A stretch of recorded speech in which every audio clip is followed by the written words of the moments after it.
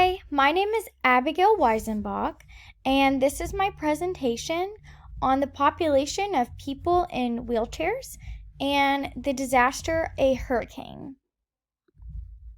So, what makes this population vulnerable? Well, aside from the obvious that if you are in a wheelchair, that can present a lot of limiting factors to your life in general. But these are some examples specific to a hurricane. So a hurricane can cause power outages, and in the event that the power goes out in someone's home who is in a wheelchair, they're then unable to charge their chair if they have an electric chair. And in the event that an outage occurs in the workplace for someone in a wheelchair, and then they're unable to use the elevator, they're stranded unless someone can carry them and then also carry their chair up or down the stairs, leaving them dependent on others just to get to a safe place.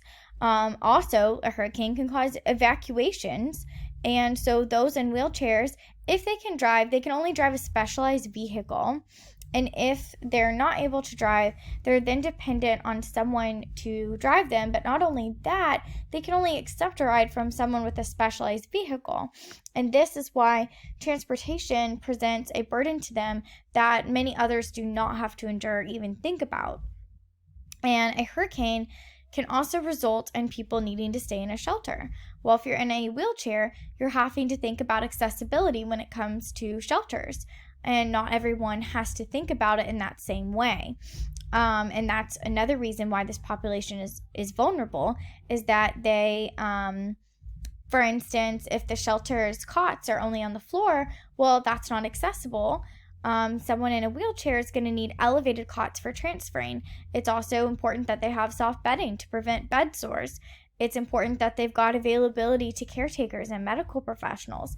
It's important that the doorways of the shelter and pathways, that there are pathways large enough for their wheelchair to get through so that they can get around. And that information came from the video Disaster Readiness for People with Paralysis and Other Disabilities. So what do people in wheelchairs need to know about hurricanes? Okay, so this seems kind of like this is really just basic information about hurricanes to understand a hurricane. And this is really for all people to know, but since this podcast is specific to people in wheelchairs, that's why I said, what do people in wheelchairs need to know about hurricanes? But I think it's important to give this basic ground information about the disaster, because when you have a better idea of the disaster, you can better know what steps you need to take to prepare. So a hurricane that's pushing a wall of ocean water ashore, it's called a storm surge. There's a lot of heavy rain. It can cause flooding. Not only flooding, but it can cause power outages, as I said in a previous slide. Heavy rains, high winds, tornadoes, a whole slew of other challenges. So a hurricane warning can be issued 36 hours in advance of the anticipated onset of hurricane, and then also a hurricane watch can be issued at 48 hours. I've got below the references for that information. So great that there is this advanced warning system, but it is so important that we stay informed so that we know when those warnings are being placed. So, preparedness guide for people in wheelchairs. Be informed. Know your area, your community's warning procedures. Know your evacuation plans and shelters before the disaster ever strikes. Be aware of workplace procedures for hurricanes.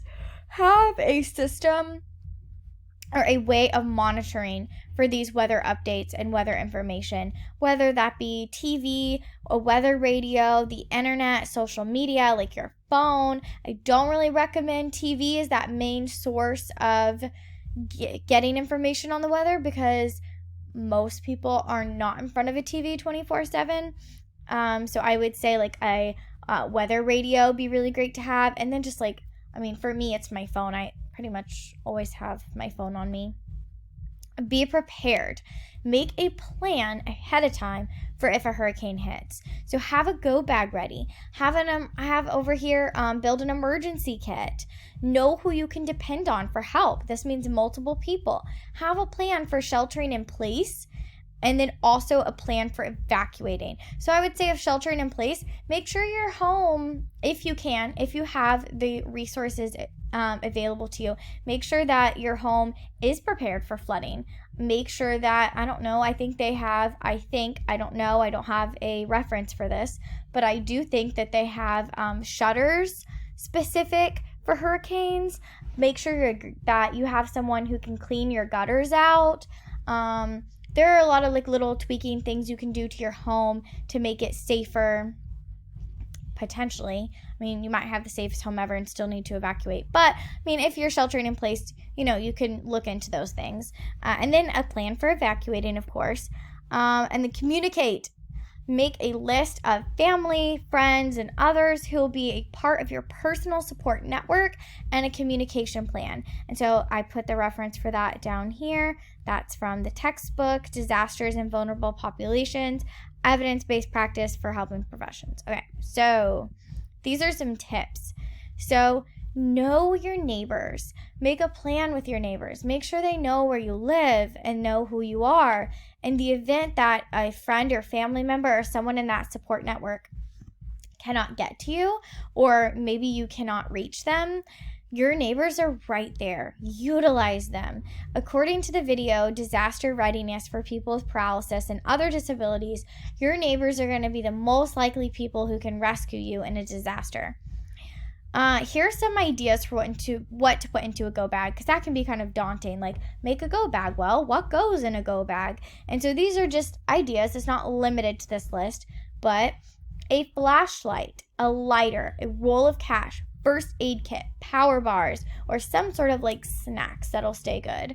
Map would be useless for me, but some people can read a map.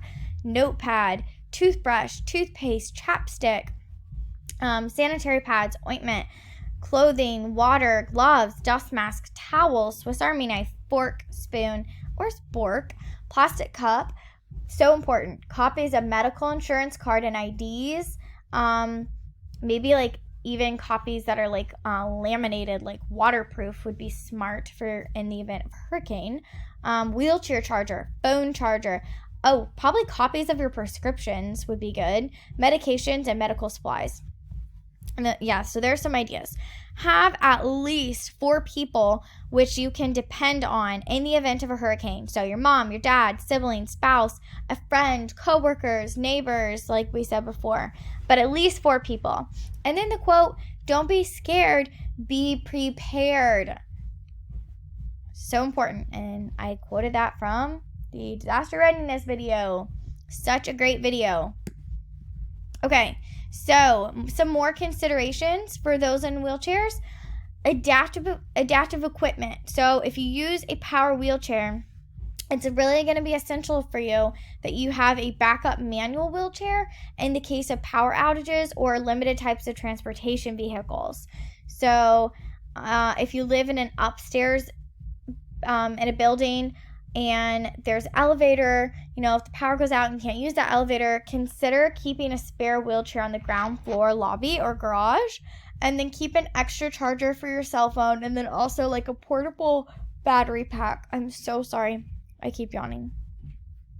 And then I've got the reference for that, World Institute on Disability.